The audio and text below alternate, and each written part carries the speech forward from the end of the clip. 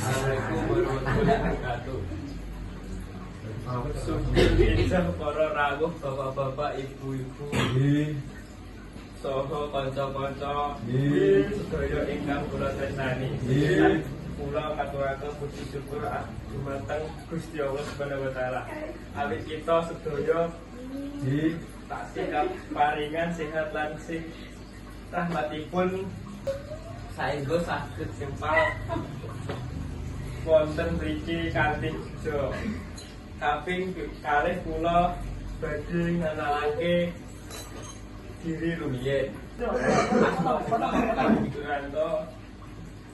Saking SMK 3 Welangu.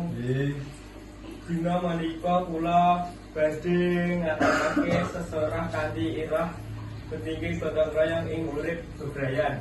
Para rawuh ingkang kinumatan urip bebrayan punika betake kerja sama lan saling tulung tinulung antar warga. Gotong royong tegese makarya bebarengan kanthi sukarela kangge kebutuhan. Bebrayan kanthi gotong royong kehidupan bakal dados luwih rukun, tentrem lan kuat. Tuladhane nalika wonten warga ingkang ngandhani kejahatan, tewang lan bebarengan dipake pangan punika kalebu tumindak gotong royong. Uga menika wonten tetangga nandhang musibah, kita padha nulung miturut kamampuan. Kabeh kuwi rasa peduli lan kekompakan ing urip bebrayan.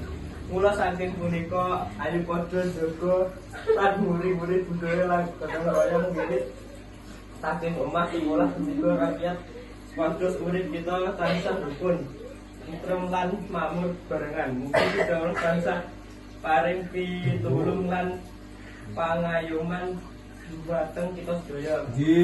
Sekian matur suwun sanget. Wassalamualaikum warahmatullahi wabarakatuh. Waalaikumsalam.